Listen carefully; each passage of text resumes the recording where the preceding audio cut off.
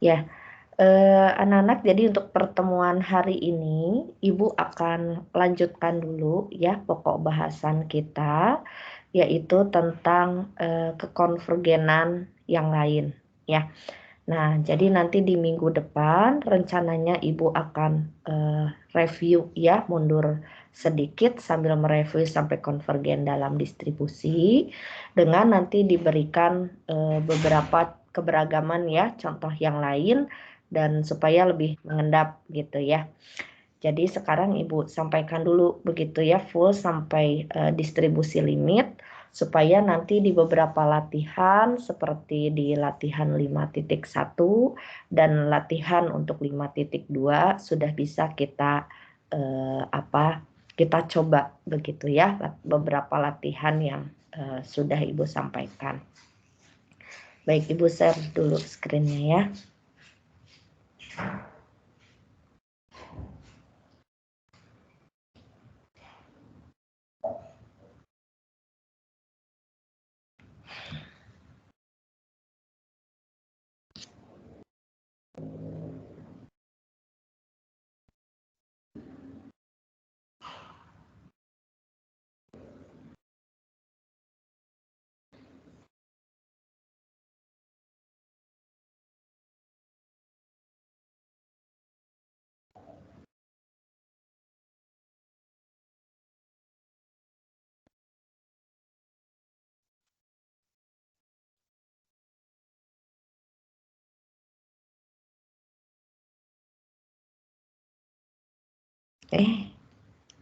Sebentar anak-anak.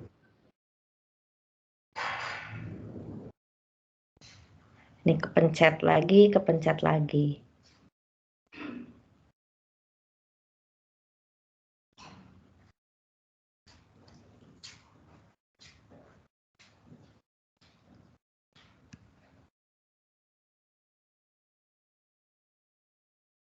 Baik, sudah terlihat ya di layar masing-masing. Jadi kemarin kita sudah membahas yaitu tentang konvergen dalam peluang ya. Manfaatnya adalah untuk melihat kekonsistenan dari parameter ya yang akan kita taksir untuk suatu distribusi tertentu. Nah, sekarang di sini kita akan masuk ke konvergenan yang kedua, yaitu konvergen dalam distribusi.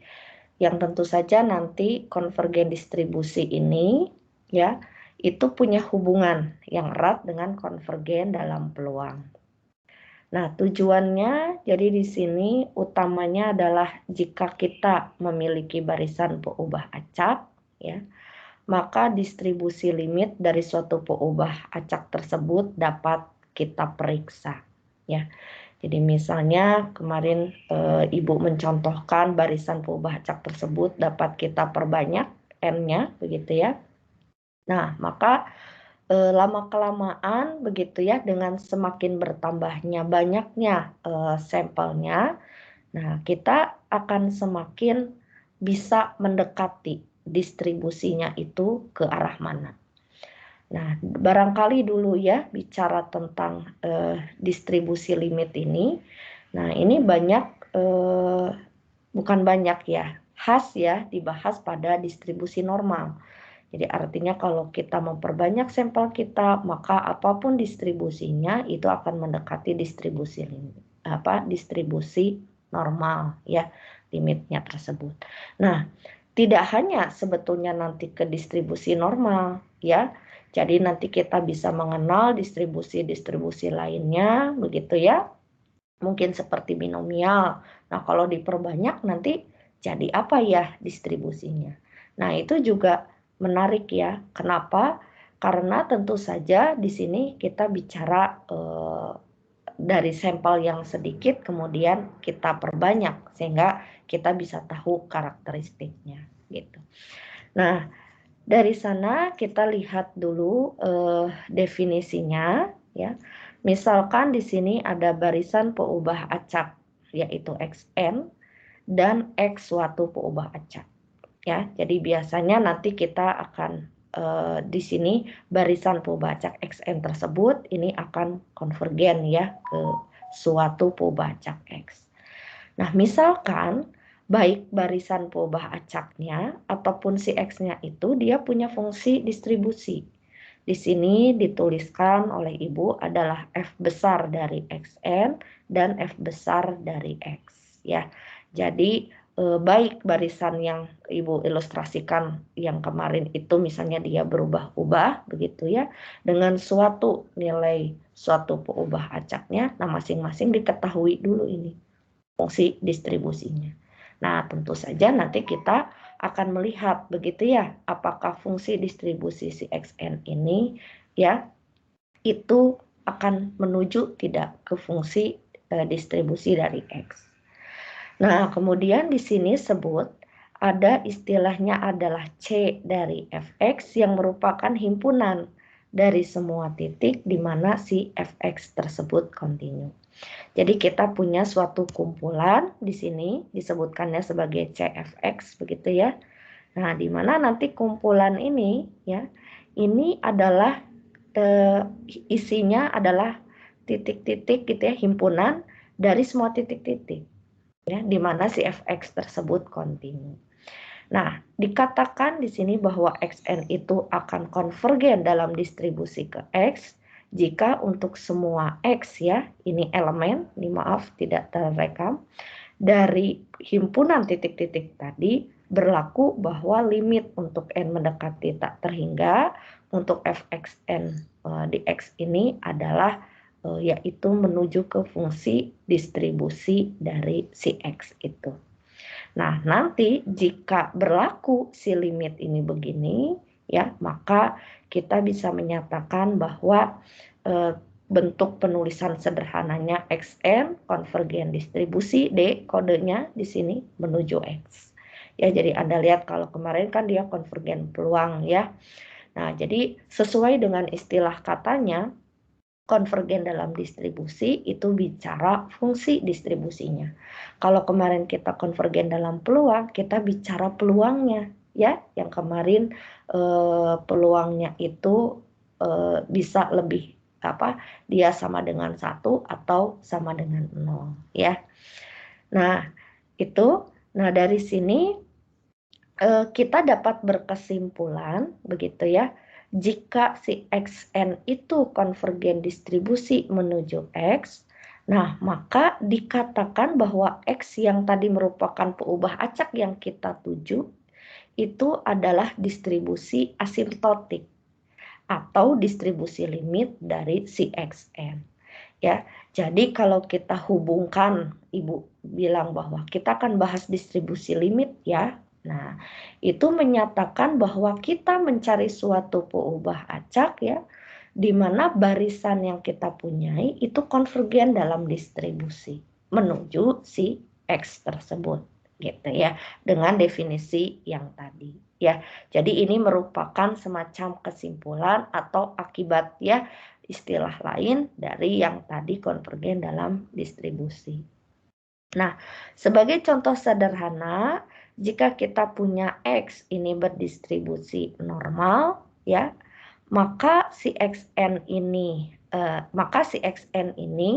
akan konvergen ya dalam distribusi itu ke suatu X. Atau boleh ditulis nanti secara pendek langsung distribusinya begitu. Ya, jadi di sini menawarkan bentuk penulisan yang lain. Jadi bisa barisan peubah acak ke peubah acaknya, juga bisa langsung Anda tuju barisan peubah acaknya konvergen distribusi ke nama distribusinya. Yaitu di sini tidak lain adalah normal 01 atau yang kita kenal sebagai di sini normal baku ya. Nah, itu contohnya.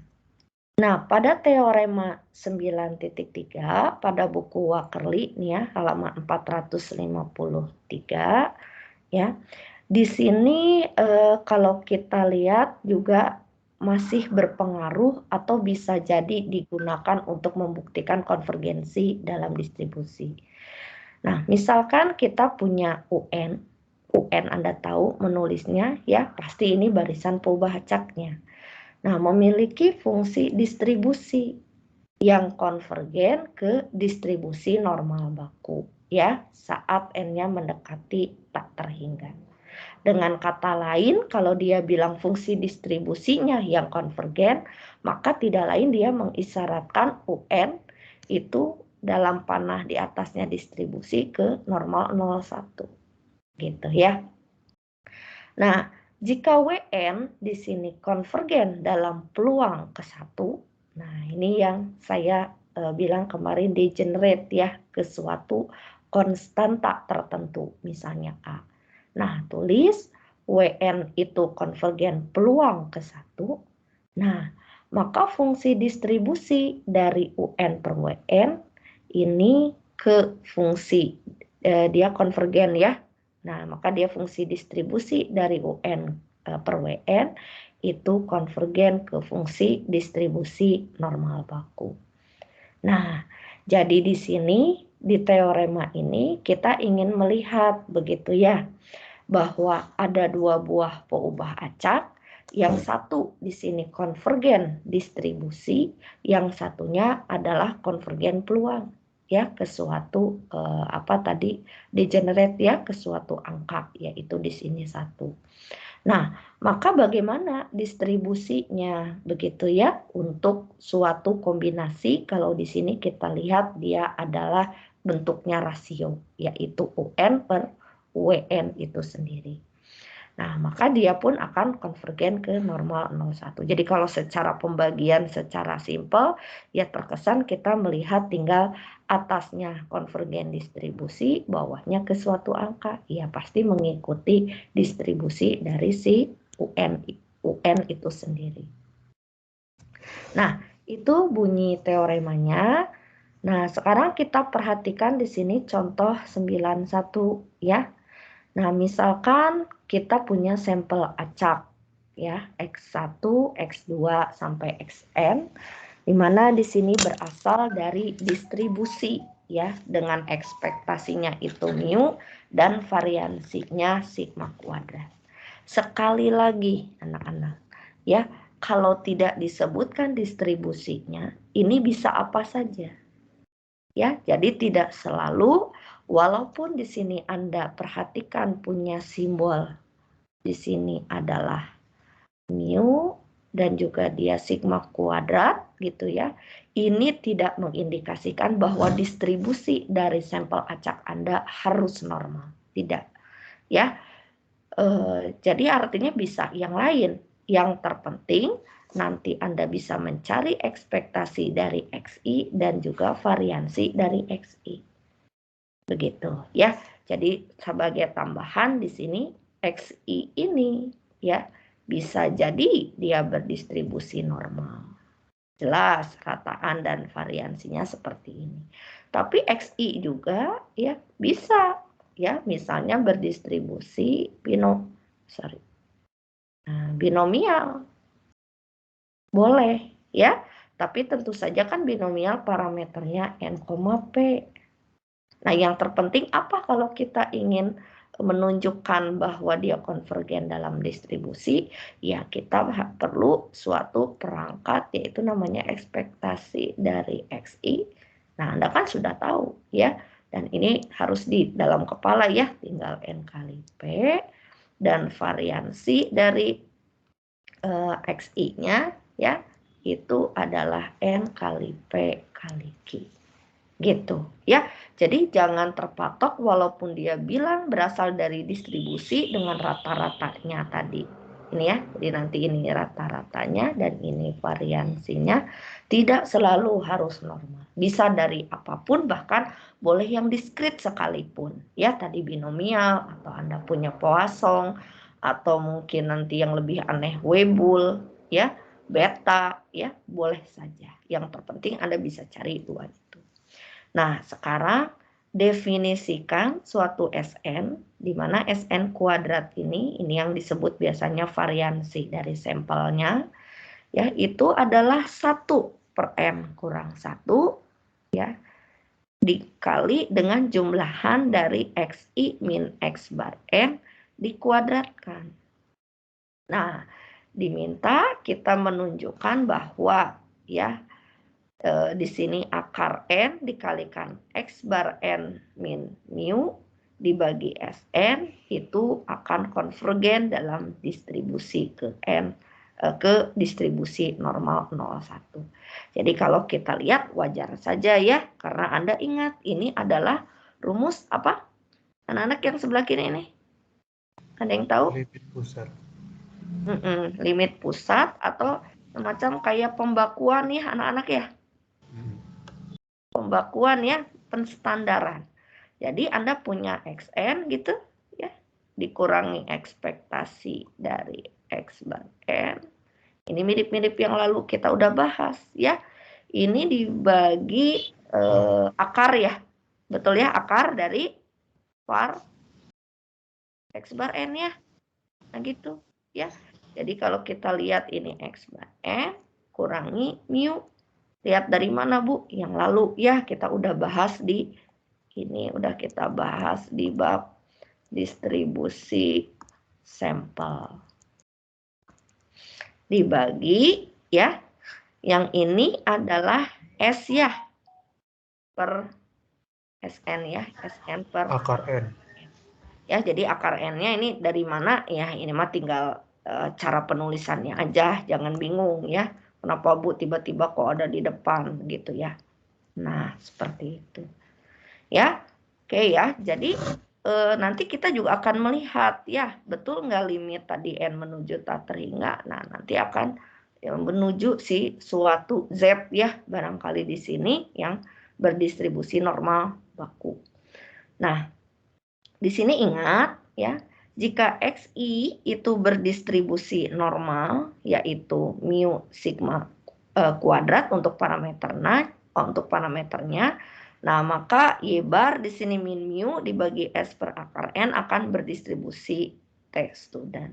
Ya, ini hanya perlu diingat sebagai satu catatan saja begitu ya. Oke, kita lanjut dulu. Nah, buktinya adalah pertama ya, kita membutuhkan beberapa informasi yang sama-sama sudah kita tahu. Nah, yang kita tuju apa sih di sini? Yang pertama adalah yang kita tuju adalah bentuk yang ini ya, sebetulnya anak-anak ya. Nah, ini definisikan. Nah, SN-nya ya. Nah, SN di sini yang bagian bawah ini didefinisikan seperti ini. Nah, kita tahu ya bahwa SN ini sudah dibuktikan sebelumnya bahwa dia konvergen dalam peluang ke sigma kuadrat. Nah, sigma ini nanti adalah suatu nilai ya. Yang kita tahu nanti kalau dia suatu nilai artinya sigma kuadrat ya tinggal simpangan baku dikuadratkan lah. Nah, ini akan degenerate istilahnya ya. Jadi bahwa Sn kuadrat ini degenerate ke sigma kuadrat.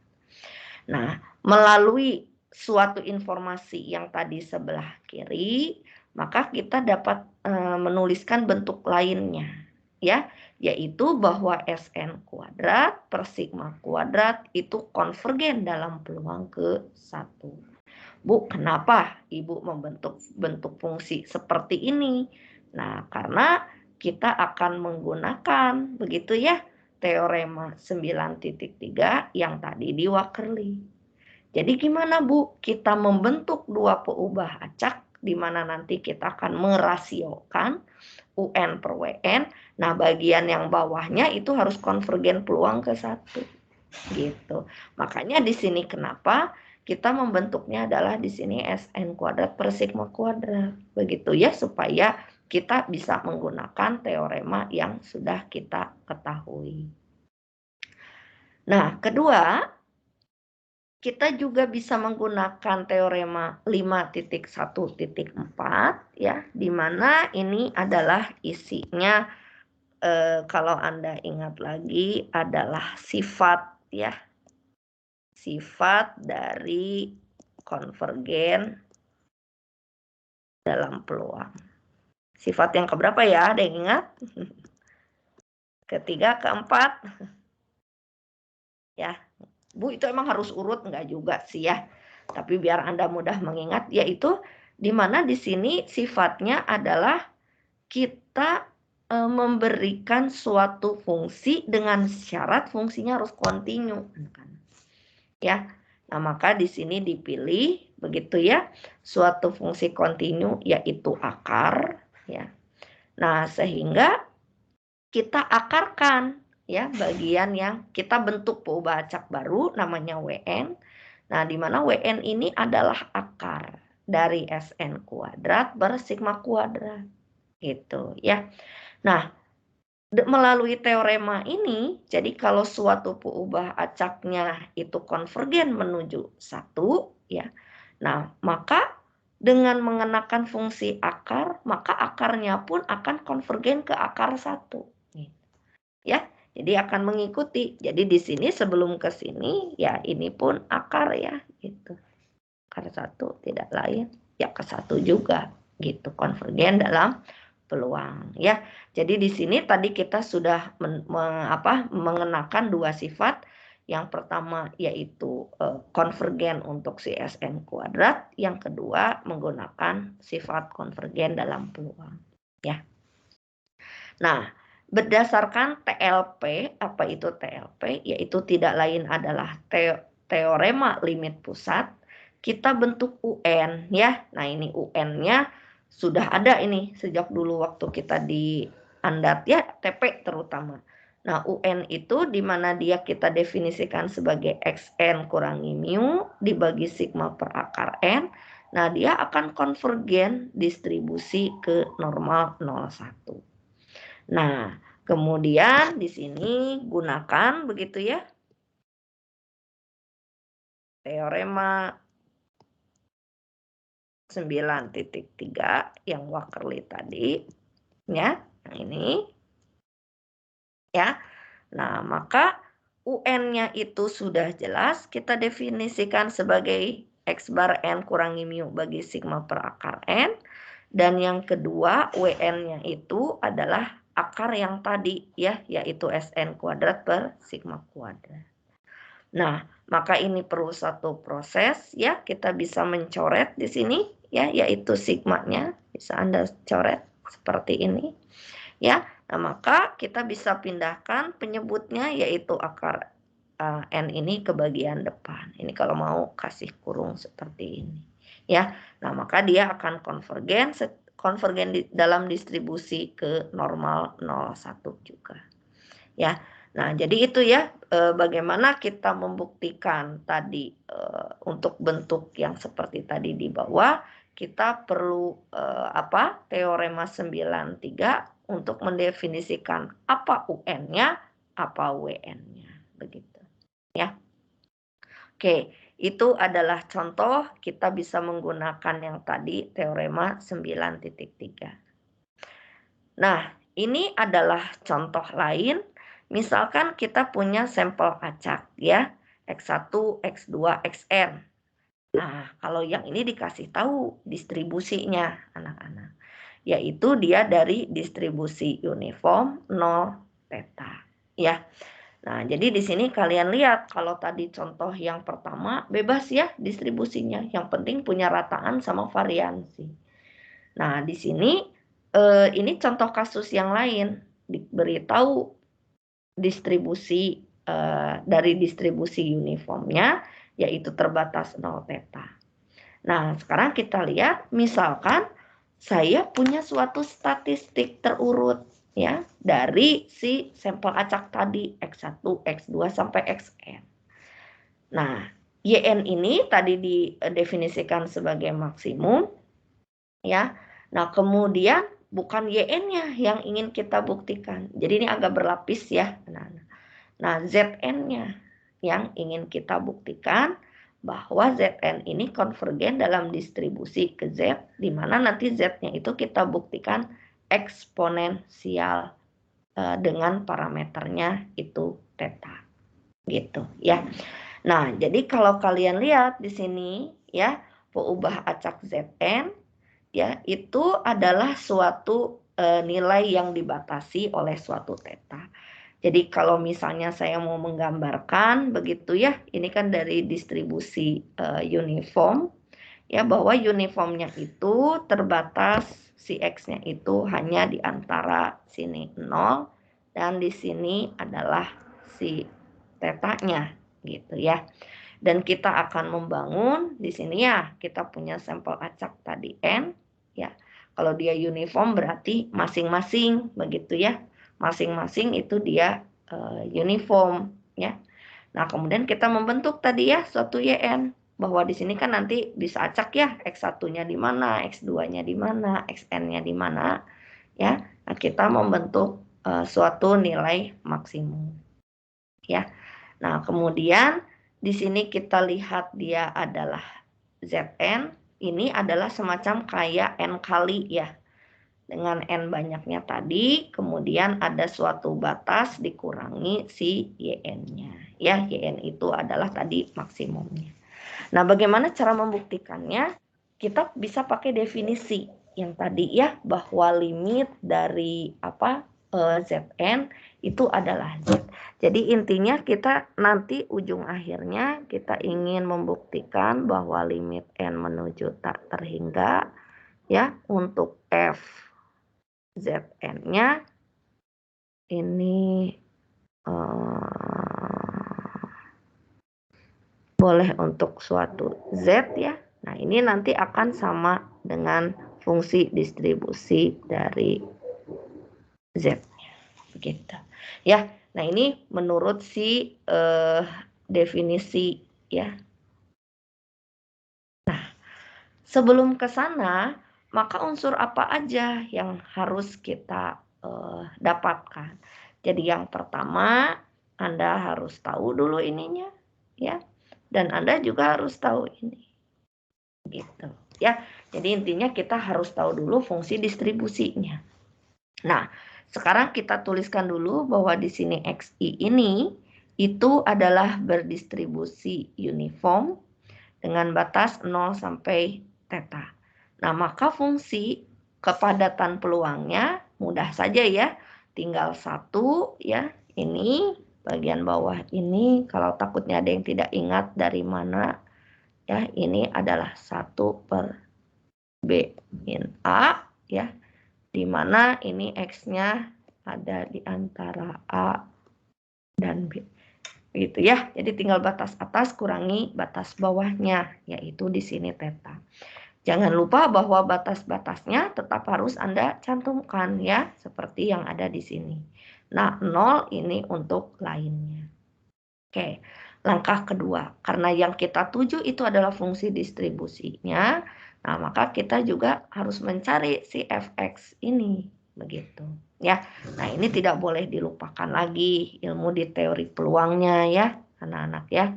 Jadi kalau nanti ada yang tidak kebayang, berarti kan Anda harus membagi wilayah ini menjadi 0 theta, di mana ini adalah wilayah ke-1, ke-2, dan ke-3 ya. Nah, terutama di sini yang ada nilainya sebetulnya di sini ya. Nah, maka seringkali nanti untuk fx di yang khusus titik itu per definisi yaitu 0 ya. Di sini tentu sampai x ya. Hati-hati ya. Dari si f kecil x dx-nya. Ya. Ini 0 sampai x ya. Ini kita ganti karena dia memang 1 per theta. DU ya, ini harusnya diganti ya pakai variabel dummy. Ini theta U, Anda masukkan 0x ya. Ini menjadi x kurang 0 per theta ya. X per theta. Di mana? Yaitu yang di continue kanan, jangan lupa ini. Ya. Theta. Ya, jadi ini khusus di daerah yang ini. Di tempat lainnya ya tidak perlulah ada uraikan sepanjang ini ya. Cukup Anda tuliskan 0 untuk di sebelah kiri sini, yang sebelah sana 1. Jadi ini pakai sifat monoton, tidak turun ya. Jadi selalu diawali nilai 0 dan 1. Nah, kemudian kita bentuk dulu karena di sini adalah tadi kita membentuk suatu statistik yang baru, di mana di sini peubah acaknya adalah YN. YN ini adalah maksimum dari X1, X2, sampai Xn. Ingat ya anak-anak, kok bisa bikin gini lagi sih Bu, ada YN-nya. Karena di sini kan sampel acak ya. Jadi Ibu punya N sampel acak, Ibu ngambil ke 1 gitu ya. Nah, Ibu bisa dapat maksimumnya. Ya. Nah, Ibu ngambil yang lain sampel acaknya, Ibu pun bisa dapat maksimumnya. Beda-beda ya maksimumnya. Gitu. Makanya dia dikumpulkan dalam bentuk barisan. Ya, ini Anda perhatikan, ini juga barisan.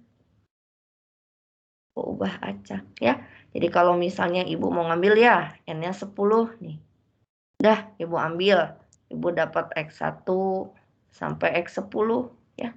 Nah, tentu saja ini dari pengambilan ke 1 ya.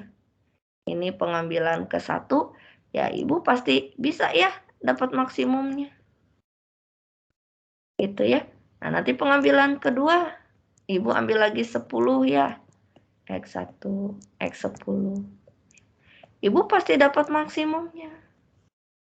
Ya. Nah, makanya ini nanti kumpulan-kumpulan tadi maksimum menjadi EN ya, barisan. Di mana barisannya terbentuk dari maksimum ya, Anda mengambil N sampel acak. Nah, kayak begitu ya. Makanya kenapa di sini ditulisnya barisan peubah acak. Nah, YN ini merupakan statistik terurut ya. Karena apa? Ya tadi ada maksimum dari sampel acaknya. Nah, sesudah kita punya definisi dari statistik terurut, maka ya Anda juga bisa cari distribusinya. Ya. Jadi kalau saya udah punya tadi kumpulan ini, nah distribusinya apa? Nah, distribusinya apa? Gitu. Gimana Bu? Kan YN saya banyak. Ya. Jadi kalau nanti saya gambarkan misalnya dalam satu histogram gitu ya, misalnya ini. Ini hanya contoh ilustrasi ya. Nah, misalnya bentuknya kayak gini, anak-anak. Misal ini ya. Nah, gitu ya. Nah, maka kan saya bisa cari distribusinya. Makanya itu yang kemarin, kenapa sih Bu dicari distribusinya gitu ya, si statistik terus. Nah, ini bisa ya. Nah, nanti ini mirip apa nih? Normal atau log normal gitu ya. Atau misalnya eksponensial gitu ya. Nah, itu seperti itu gitu ya anak-anak ya ilustrasinya. Nah, secara teorinya maka kita dapat mencari di sini yang namanya fungsi peluangnya ya. Bu, kenapa nggak langsung G gedenya aja distribusinya? Tunggu dulu ya. Kan yang kita ingat adalah rumus yang G fungsi kepadatan peluang dari YN-nya. Oke ya. Nah, di sini maka cek lagi gitu ya dengan cara kita menggunakan konsep yang GYN. Perhatikan lagi yang slide khusus statistik terurut. Ya, ini adalah N faktorial gitu ya. Di sini, nah ini cek lagi anak-anak ya, N kurang 1, ini 0 ya. Nah, maka di sini adalah kemarin saya mengingatkan kepada kalian, kaliin dulu dengan fungsi peluangnya ya. Yaitu dengan FYN-nya. Pangkat berapa? Pangkat 1. Ya, jadi kalau di sini saya lengkapi, ini pangkat 1 ya. Nah, lalu dikalikan fungsi distribusinya ya untuk si YN berpangkat N kurang 1. Ya, dan yang terakhir 1 kurangi FYK-nya itu berpangkat 0 ya. Nah, ini batas-batasnya. Nah, sesudah kita sederhanakan, maka bentuknya di sini adalah N per theta pangkat N, di sini YN berpangkat N kurang 1 ya. Jadi dari mana? Ya tadi kita memasukkan di sini fungsi F kecilnya dan fungsi F besarnya. Ya. Nah, makanya kenapa di sini Ibu menuliskannya di dalam X. Yang F besarnya juga di dalam X. ya, supaya tidak bingung, ya. Kenapa? Karena yang ini kalau kita jabarkan, kita substitusikan, ini adalah 1 per theta, ya. Yang ini adalah apa anak-anak? YN per theta gitu ya. N kurang 1. Nah, 1 per ininya adalah apa nih anak-anak? 1 min YN per theta juga ya. Tapi pangkat 0. Jadi yang bagian ini 1 ya. Nah, jadi di bagian itu kita punya YN berpangkat N kurang 1 dibagi theta pangkat 1 kali theta pangkat N kurang 1. Jadi theta pangkat N. Dan saya mengingatkan jumlahan ya dari semua yang bagian atas, yaitu 1, N kurang 1, 0 ini ya. Nah, ini pangkatnya jumlahnya 1 ya. Gitu. Oke. 1. Sorry anak-anak. N ya. Lamun tuh. N. Ya, karena kita punya N ya. Banyaknya tadi. Oke. Ya. Nah, sesudah kita punya fungsi peluangnya, begitu ya. Nah, maka di sini tadi nih lupa ya, ini dikali N ya di sini ya.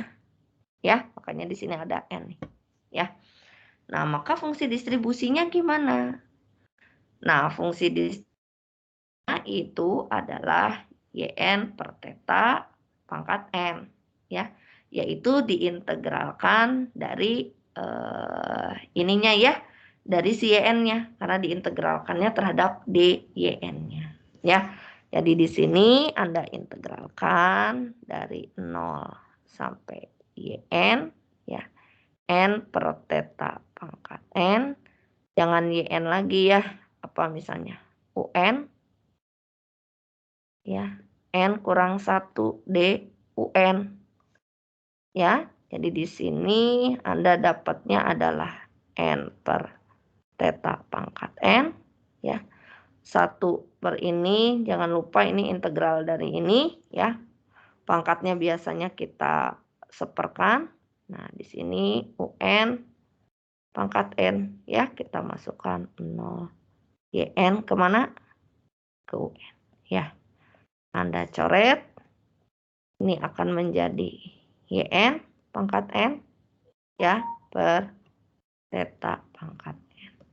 Atau kalau kita satukan YN per theta dipangkatkan N ya.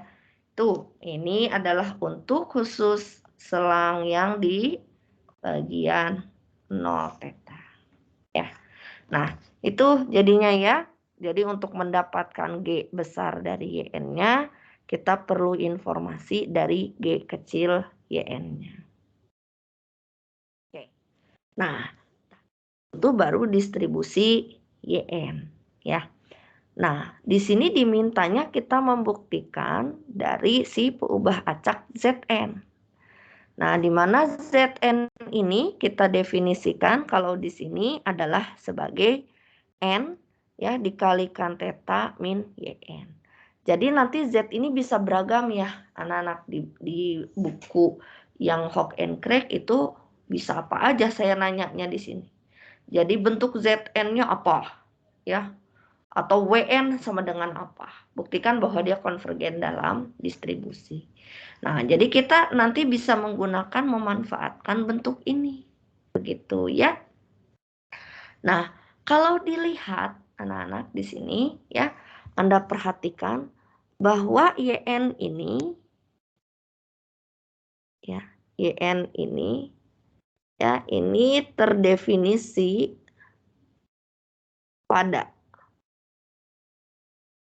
0, theta ya.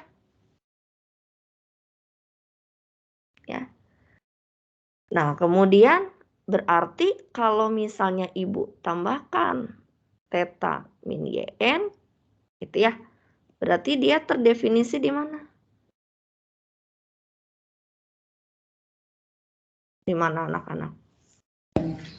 0 theta juga. 0 theta juga ya. Nah, kalau kita kalikan N, ya, maka ini terdefinisi pada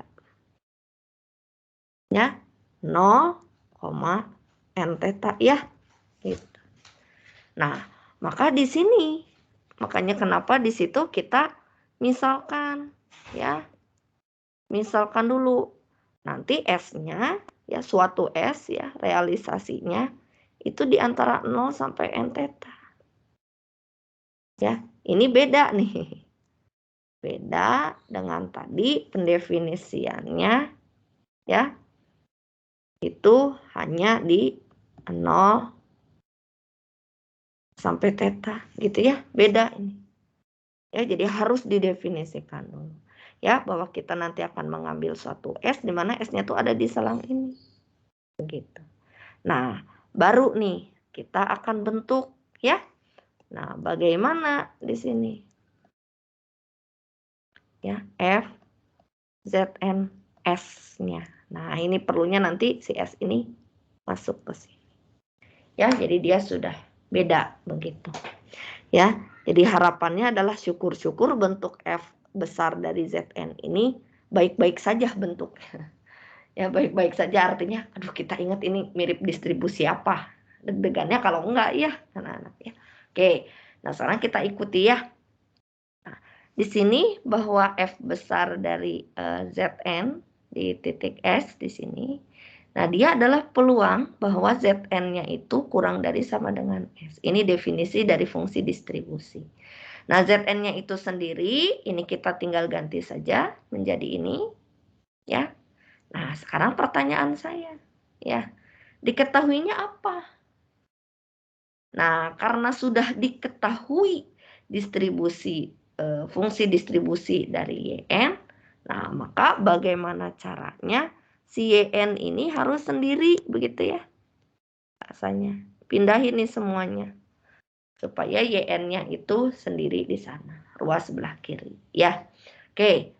Berarti di sini theta min Yn-nya sendiri ya, kita pindahkan N-nya ya. Nah, menjadi S per N di sini.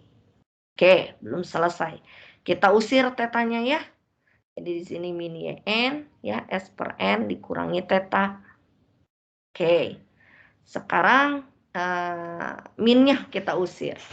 Nah, kalau minnya kita usir kan menjadi lebih besar ya dari theta per S bagi N. Tuh. Nah, karena tadi kembali lagi kita tahunya adalah fungsi distribusinya, ini G besar ini fungsi distribusi, maka harus kurang dari ya. Nah, maka di sini 1 dikurangi peluang bahwa Yn-nya kurang dari theta min S per N. Nah, apa ini bagian yang ini? Ini adalah tidak lain G gitu ya, dari Yn ya, karena tadi kan kita mengetahuinya di sini G Yn ya. Maka di sini Yn kurang dari theta min S per N. Itu adalah G di titik itu sendiri, di titik yang kanan ini. Ya, theta min S per N. Nah, lalu gimana? Dengan menggunakan informasi tadi diketahui adalah fungsi distribusi dari Yn atau G besar Yn ini. Nah, kita tinggal ganti ini. Kita ganti ya. Theta min S per N per theta. Tadi kita punyanya Yn. Nah, Yn per theta. Yn-nya kita ganti ya. Nah, Yn-nya kita ganti per theta. Nah, pangkatkan N. Ya. Theta bagi theta 1 ya. Kemudian yang ini adalah min S per N theta. Dipangkatkan N. Gitu ya.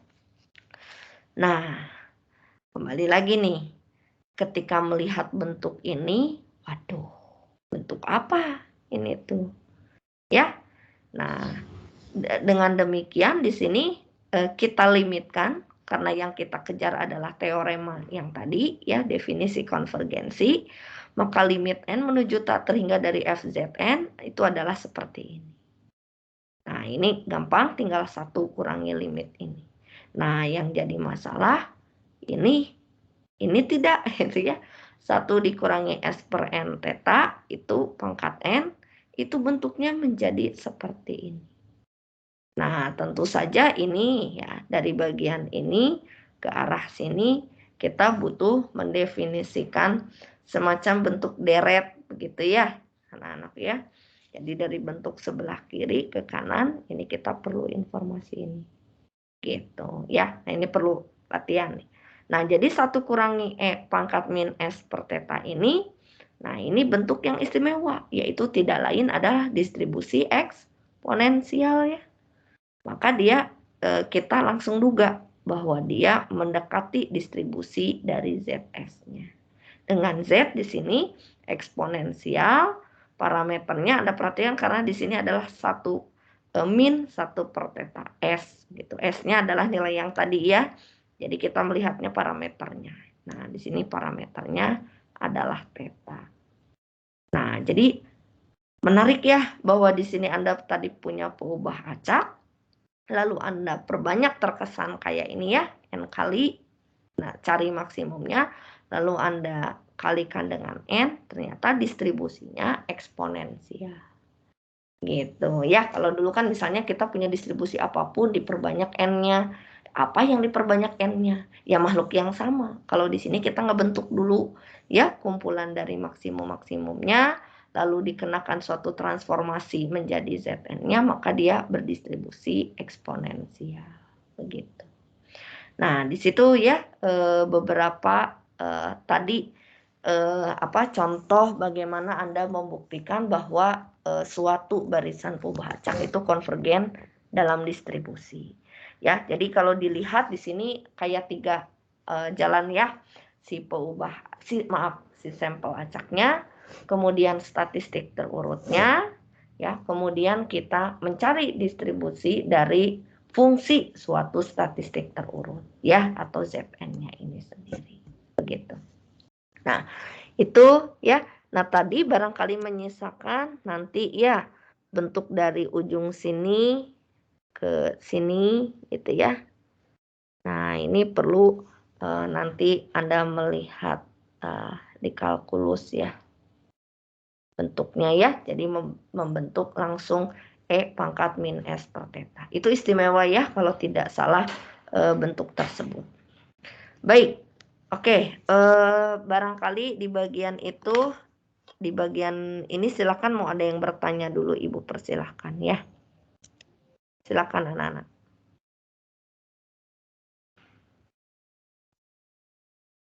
Ada yang mau nanya?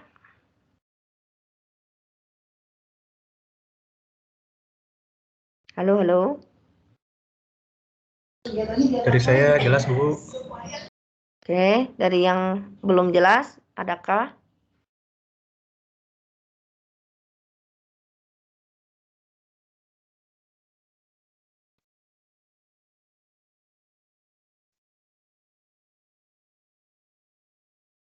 Sambil menunggu pertanyaan sebentar ya, Ibu melihat dulu.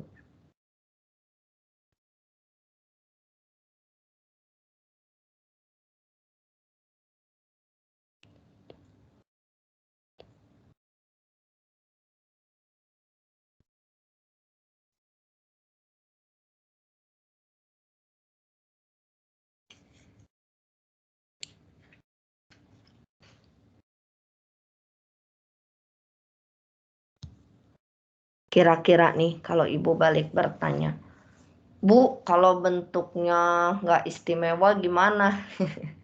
Ya, nah ini kan kebetulan ya anak-anak bahwa bentuk yang terakhir dari limitnya itu dapat tuh bentuk yang kita ingat ya, 1 min E pangkat min S per theta ya. Nah, barangkali di sini sebagai satu solusi kita juga bisa melihat bentuk-bentuk fungsi F besar yang lainnya ya, anak-anak. Dan tentu saja kalau misalnya nanti nih, misalnya pas lagi di soal, aduh, udah diturunkan sedemikian rupa, kok ini bentuk akhirnya apa ya, Bu? Gitu.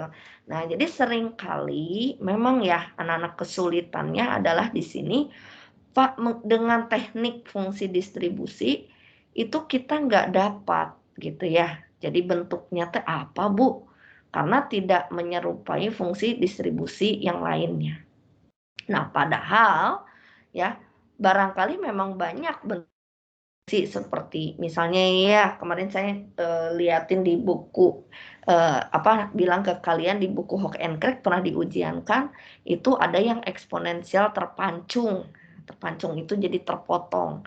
Baik bisa terpotong kiri atau terpotong kanan. Maksudnya gimana, Bu? Jadi kalau misalnya ya saya nih sebagai ilustrasi sebentar. Bentar ya, saya nambahin dulu suatu slide.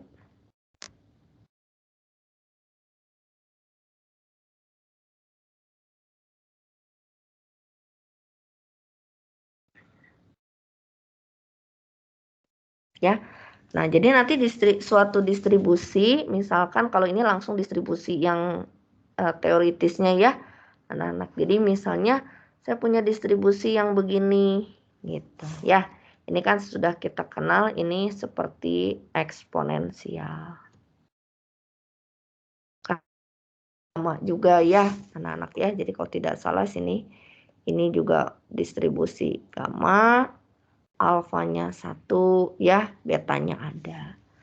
Nah, ini tuh bisa ya, misalnya kita dibatasi. Nah, itu tadi saya bilang bisa aja kalau eksponensial itu kan fx-nya begitu ya. Ini biasanya min 1 per lambda pangkat min 1 per lambda x. Nah, x-nya lebih besar dari 0. Nah, ini tuh bisa dibatasi. Nah, gitu ya. Jadi misalnya saya punya suatu A ya. Nah, ini biasanya nanti kita dapat apa ya. Nah, ini juga sama ya. Kita dapat yang namanya eksponensial terpotong. Terpotong di mana? Ya, berarti kan fx-nya ini ya, kalau tadi misalnya masih sama. Nah, dia dibatasi x-nya itu hanya sampai ke A. Gitu ya. Nah, ini banyak kepake anak-anak ya. Kalau di dunia aktuaria ya, eksponensial terpotong ini ya.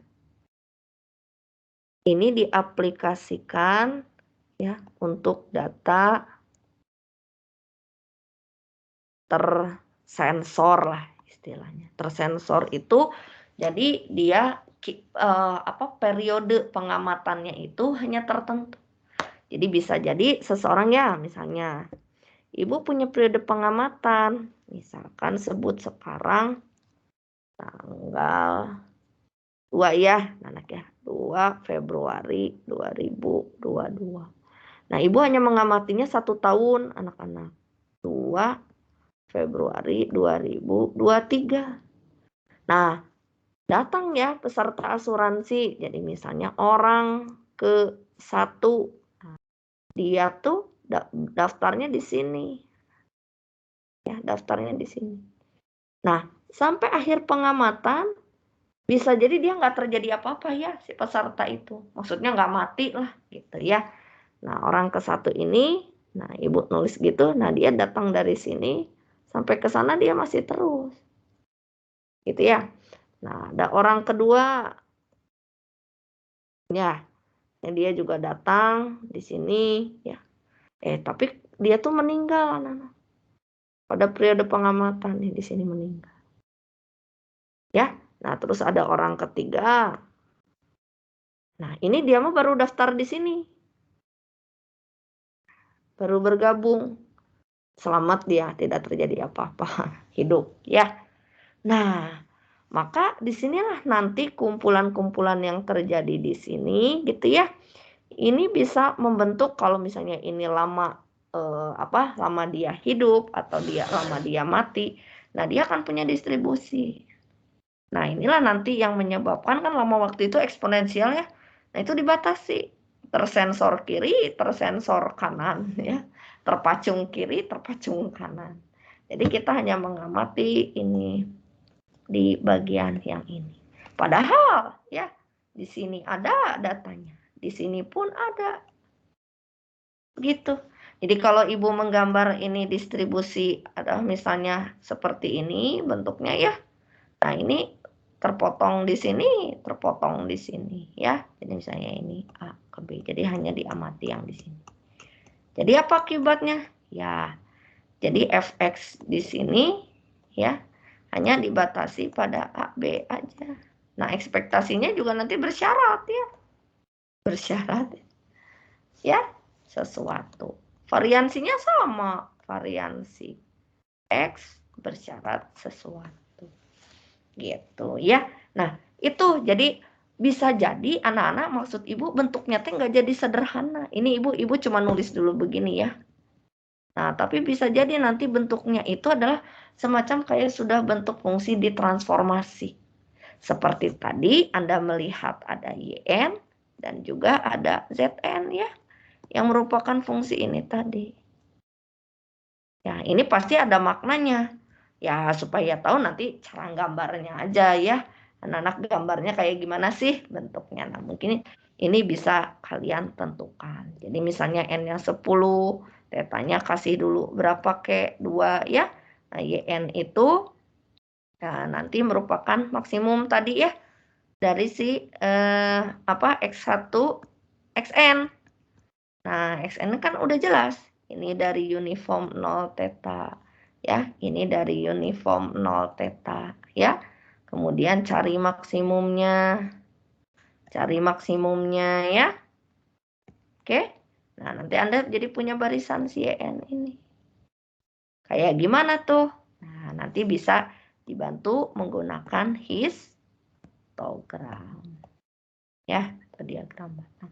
Nah, ini menarik ya, anak-anak. Jadi memang secara gambarannya di teori ini jarang yang ada ngegambarin Hawk and Crake aja, kadang gambarnya mana ya? Gitu. Jadi ini tuh lagi ngomongin apa sih makhluk YN, ZN gini ya. Nah, ini bisa anak-anak ya, bisa dibuat gitu ya. Dengan Excel biasa Bu, bisa? Bisa. Ya, nanti mungkin Ibu juga akan coba ya anak-anak, karena ya terus terang ya di dalam diktat yang kami buat pun itu masih minim gambar-gambar ini ya. Jadi harus bisa digambarkan. Oh, baru terasa bener nggak ya bentuknya eksponensial. Dari uniform yang lurus-lurus aja kok bisa jadi eksponensial ya Bu. Nah, itu kan kalau secara teori ya kayak begini ya cara membuktikannya. Begitu. Ya, jadi bisa jadi waktu itu Ibu juga pernah nurunin, aduh kok bentuknya nggak bagus ya hasil akhirnya. Nanti kalau misalnya Bu Nia tiba-tiba nanya begitu sama Bu Ria di ujian misalnya ya, aduh Bu kok nggak finish ya Bu, ya udah tulis dulu sampai finishnya apa aja. Gitu ya. Toh juga nanti misalnya kalian tidak bisa menyebutkan bahwa Z itu misalnya berdistribusi eksponensial, nah ini adalah menjadi poin tambahan. Ya, apa yang kira-kira mirip dengan bentuk yang seperti ini. Jadi pernah kami ngasih soal, malah jadi kami, oh iya, dia nggak finish, sampai bentuk ke fungsinya. Ya minimal kalian udah bisa ngerjain dulu seperti ini. Ya, tapi apakah Z-nya ini nanti dimirip-miripin atau misalnya mirip dengan distribusi tertentu? Nah, itu pertanyaannya, waduh mirip distribusi apa? Nah, jadi alangkah baiknya jika sama anak-anak bisa diabsen juga gitu ya, bentuk berbagai distribusinya supaya nanti kalau misalnya Anda diminta ini mirip distribusi apa, ya Anda bisa membayangkannya begitu ya, agak mirip kemana. Nah, itu saja dulu ya di bagian yang ini sebagai tambahan tadi slide yang ini. Jadi sebetulnya secara gambar menarik nih anak-anak untuk bisa divisualisasikan supaya oh itu tuh maksud Bunia seperti itu begitu ya. Jadi nanti kalau kalian tertarik tugas akhir ataupun ada tugas berkaitan tadi ini dengan simulasi, jangan takut memberikan angka-angka seperti ini gitu ya. Jadi kayak tadi Ibu misalnya N-nya udah saya ambil 10, dari mana Bu? Kan di Excel juga bisa ya membangkitkan bilangan acak antara 0 sampai 2 misalnya, gampang ya. Nah, itu bisa kita bentuk seperti itu ya. Oke. Nah, itu. Nah, berikutnya adalah seperti halnya pada konvergen dalam peluang ya. Kita juga harus tahu sifat-sifatnya ya, propertinya. Jadi bagaimana kalau kita tambahkan, bagaimana kalau kita kurangkan, kita kalikan, kita transformasi dengan fungsi yang lain. Nah, itu nanti masih memenuhi enggak sifat kekonvergenannya ya. Nah, di sini mirip dengan yang teorema sifat-sifat pada konvergen dalam peluang. Nah, ini ada 5 sifat ya. Yang pertama, nah sifat-sifat itu tertuang pada suatu teorema berurutan 1, 2, 3, dan 4, 5 juga begitu ya. Jadi nanti kalian bisa lihat. Nah, di sini menyisakan pembuktian-pembuktian yang tidak semua ada ya. Jadi nanti pada pertemuan berikutnya sebelum kita mereview yang lain, nah di teorema-teorema ini ada pembuktiannya. Nah, bahkan nomor 1 selalu keluar. Itu udah bocoran ini. Biasanya 1 itu harus keluar. Ya. Jadi anak-anak harus bisa ngerjain itu nomor 1. Ya. Gimana nomor 1 itu? Ya. Nah, jika suatu peubah acak Xn ini konvergen dalam peluang ke X, nah maka dia juga akan konvergen dalam distribusi. Ya. Jadi, jika konvergen dalam peluang, maka dia konvergen dalam distribusi. Nah, jika maka tidak akan berlaku Q maka P ya, anak-anak ya. Jadi kalau misalnya kita sudah punya di sini P maka Q ya. Nah, maka hati-hati ya ini ya. Maka belum tentu ya Q maka P. Jadi kalau dia konvergen peluang, pasti konvergen dalam distribusi. Nah, kalau dia konvergen distribusi, belum tentu dia konvergen peluang. Nah, berarti pertanyaan saya, kuat yang mana? Konvergen dalam peluang atau konvergen dalam distribusi? Dalam peluang. Dalam peluang ya. Gitu ya. Jadi di sini seperti itu ya. Jadi yang lebih kuat yang ini ya. Jadi boleh dibilang di sini konvergen dalam peluang ya. Itu lebih kuat ya. Lebih strict lah syaratnya ya. Lebih kuat ya dibandingkan distribusi konvergen dalam distribusi. Sebaliknya berarti konvergen distribusi itu lebih lemah ya dibandingkan konvergen dalam peluang karena tidak berlaku sebaliknya. Nah, ini panjang ya. Saya harap kalian bisa baca dulu nih nanti sebelum dibahas ya di pertemuan berikutnya ya. Jadi tolong dibaca dulu ketika kita punya konvergen dalam peluang apa aja yang sudah kita bisa tahu. Nah, nanti baru kita kenakan limit begitu dari fungsi distribusinya. Nah, bisa nggak ya? Harus bisa kita membuktikan dia konvergen menuju satu distribusi si X gitu. Ya.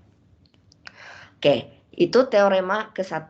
Jadi nanti ini masih ada PR ya anak-anak untuk membaca. Ya, tulis lagi gitu ya untuk melengkapi bunyi teorema nomor 1. Nah, di teorema nomor 2 di sini jika Xn ini konvergen ke B ya secara distribusi, nah dengan B-nya itu adalah suatu konstanta, nah maka si Xn itu adalah konvergen dalam peluang ke B. Nah, ini seperti halnya kemarin begitu ya, dia degenerate kepada suatu bilangan tertentu. Nah, jadi jika X-nya, X yang pada nomor 1 ini kita ganti gitu ya, dia menuju ke suatu B, nah yang menarik ini berlaku kebalikannya ya, anak-anak ya. Gitu. Jadi yang tadinya dia konvergen lemah misalnya ini, maka dia akan konvergen kuat gitu ya, menuju ke suatu konstanta B. Secara pemikirannya saya belum, maksudnya mencontohkannya agak belum kebayang ya mencontohkan kepada kalian. Tapi ini khusus begitu ya. Jadi nomor 2 ini sebetulnya kasus khusus berlaku sebaliknya jika si X-nya itu adalah suatu konstanta ya, bukan suatu peubah acak. Nah, yang di nomor 3, teorema yang ketiga ini adalah, nah di sini baru berlaku semacam penjumlahan dua peubah acak. Jadi kalau kita punya di sini Xn itu konvergen dalam distribusi ke X di sini ya. Nah, kemudian Yn ini konvergen peluang ke 0. Nah, maka Xn ditambah Yn gitu ya. Ini akan menjadi X. Tapi konvergennya dalam distribusi. Ya, jadi artinya bahasanya yang lemah lawan yang kuat gitu. Ya paling tidak yang lemah ya yang kita masukin.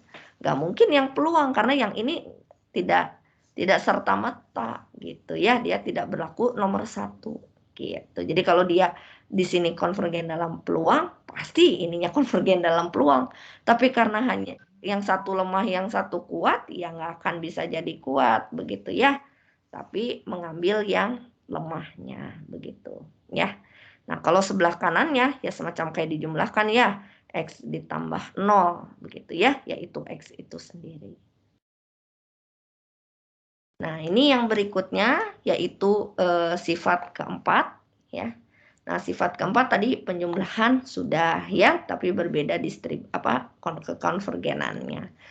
Nah, yang berikutnya adalah di sini kalau dia diketahui konvergen konvergen dalam distribusi ke X ya. Kemudian kita mengenakan suatu fungsi G yang kontinu di daerah definisi begitu. Nah, ini mirip sifat konvergen peluang yang tadi ya kita contohkan yang akar X itu. Nah, maka GXN juga ini konvergen dalam distribusi ke GX gitu ya. Jadi yang dipenuhi adalah konvergen distribusinya begitu. Nah, yang kelima di sini khusus disebut sebagai teorema Slutsky ya. Nah, misalkan kita punya XN ya. Jadi di sini kalau Anda perhatikan ada 3 ya. Ada 3 barisan peubah acak, yaitu ada XN, ada AN, ada BN ya. Dan juga ada X. Kalau X di sini bukan barisan peubah acak, tapi peubah acak saja ya. Nah, di sini disebutkan peubah acak dan misalkan ada A dan B itu konstan. Ini bukan kontan, ini konstan ya. Nah, jika XN itu konvergen dalam distribusi ke X ya. Kemudian ada AN, barisan AN konvergen peluang ke A, begitupun dengan BN ya. Maka A ditambah BN kali XN itu konvergen kemana? Nah, jelas kalau Anda lihat peubah acaknya itu konvergennya lemah ya. Diproses dikalikan dengan suatu peubah acak yang kuat ditambah dengan yang kuat ya. Nah, karena ada satu yang lemah ya, maka yang dipenuhi minimal itu yang lemah, yaitu konvergen dalam distribusinya ya. Maka di sini adalah dia akan konvergen ke A ditambah B dikalikan X ya. Nah, itu 5 sifat yang bisa kalian coba kerjakan ya. Jadi Ibu tidak menambahkan dulu di sini bentuk dari teorema pembuktian dari teorema masing-masing, dan tidak semua teorema-teorema ini ada di buku. Yang jelas ada di buku adalah yang nomor 1 begitu ya, nomor 2 sekedarnya kalau tidak salah ya. Nah, jadi ini PR ya, Ibu harapkan nih di sini kalian turunkan dulu masing-masing sifatnya sebelum nanti kita bahas nih di minggu depan ya. Bagaimana ini kalau untuk membuktikan konvergen peluang, dia juga pasti maka dia konvergen distribusi ya. Nah, untuk 2, 3 agak nomor berapa ya, saya yang pernah agak sulit, mungkin yang seperti nomor 3. Ada beberapa yang beda-beda dari mahasiswa bisa membuktikan yang teorema nomor 3 ini ya. Nah, kalau yang nomor 4, nah barangkali ini tidak ada campuran ya distribusi dengan peluang. Jadi Anda bisa lebih searah begitu pembuktiannya ya. Nah, Slutsky ini kita bisa memanfaatkannya sebetulnya dengan yang teorema kedua begitu ya. Nah, itu barangkali yang bisa Ibu uraikan ya. Jadi apa yang bisa disimpulkan dari konvergen dalam distribusi ini adalah intinya kita ingin mencari kata lainnya adalah distribusi limit. Nah, bicara limit, kalau maaf nanti kalian lupa lagi distribusi limit itu apa sih? Nah, karena kita bicara limit pasti kita bicara ya konsep limit N menuju tak terhingga. Kedua, yang kita limitkan apa? Distribusinya. Nah, jadi sehingga di sini menyangkut bentuk fungsi distribusi F besarnya. Begitu ya. Itu konsep dari distribusi limit.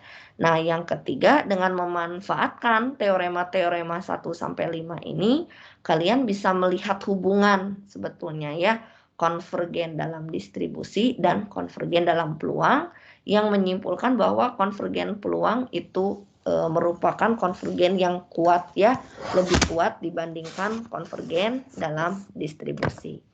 Tadi Ibu mencontohkan baru hanya ada satu contoh ya, yaitu tadi dari distribusi uniform ke eksponensial. Nah, jadi nanti dalam pertemuan berikutnya kita bisa menambah ya sekitar 2 contoh lagi untuk bisa kita buktikan begitu ya. Apakah dari satu distribusi mungkin nanti kan bisa ada yang Bernoulli ya dari binomial. Nah, kita buktikan dia akan menjadi distribusi apa tuh statistik terurutnya. Nah, jadi di sini agak dikawinkan, anak-anak ya. Jadi ada konsep statistik terurut yang waktu awal minggu ke-1 itu kita bahas. Nah, kita ingin buktikan kalau kita transformasi ya. Kalau kemarin kan kita dapat distribusinya. Nah, sekarang lebih disebut lagi distribusi limitnya apa gitu. Jadi kalau yang lalu yang tadi di depan-depan itu kita hanya tahu aja sampai F kecil, F besarnya. Nah, di sini kita harus tahu distribusi limitnya menuju kemana begitu ya. Nah, untuk pemanfaatannya, nah tentu saja kalau dalam kalau kemarin konvergen dalam peluang itu lebih bicara konsistensi penaksir.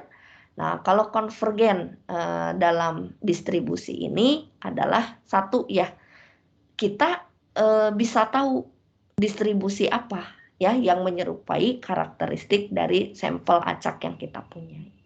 Nah, kalau udah tahu distribusinya, fungsi distribusinya, nah tentu saja kan paling mudah 2 hal bisa Anda cari ya, yaitu ekspektasinya dan juga variansinya. Nah, minimal itu. Jadi lebih ke statistik pemusatan sama statistik penyebaran yang bisa kita dapat kalau kita dapat distribusi limitnya begitu.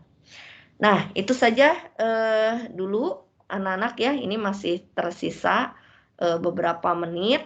Nah, Ibu minta terutama teorema nomor 1 ya sama 2. Nah, itu bisa kalian tulis dulu ya supaya kalian paham bagaimana contoh membuktikan tadi ya distribusi konvergen dalam distribusi dari kekonvergenan peluangnya begitu. Nah, itu saja dulu. Apakah ada pertanyaan? Bu, Yo. pastikan pemahaman. Kalau yang sifat nomor 2 nggak berlaku kebalikan ya? Nah, kalau kayak begini tidak berlaku kebalikan ya. Yang mana? Kalau ini kebalikan dari mana ke mana? Peluang Sifat ke distribusi ya? Iya, Bu. Iya, enggak. Tidak, kalau di sini. Karena itu jika maka.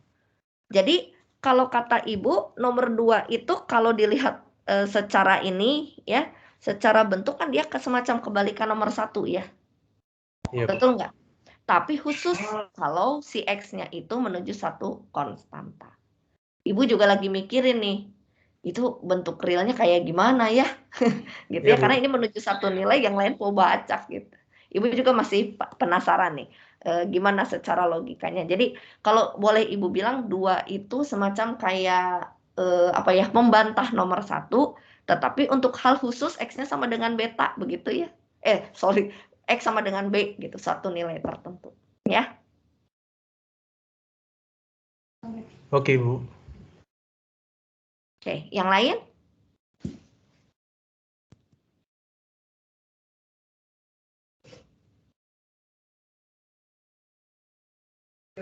Oh ya, Bu, misalnya Ada lagi? misalnya yang 5.2.3 nih. Yang nama Santi di belakang. Jadi kalau ada minimal satu yang berdistribusi, yang konvergen lemah, pasti kayak yang lemah itu dibela gitu ya? Apa dipertahankan? Iya, soalnya kalau mau jadi kuat, yang lemah nggak cukup gitu. Jadi maksudnya kalau Ibu ngebayangin misalnya ya, kamu punya uang sedikit, terus yang lain gede. kalau pengen beli yang mahal kan nggak bisa ya, kita uangnya nggak cukup gitu ya. Itu kebayang saya ya, ini kalau guyonannya gitu. Jadi untuk mengejar yang distribusi ini kan lemah gitu ya, terus yang konvergen dalam peluang kuat.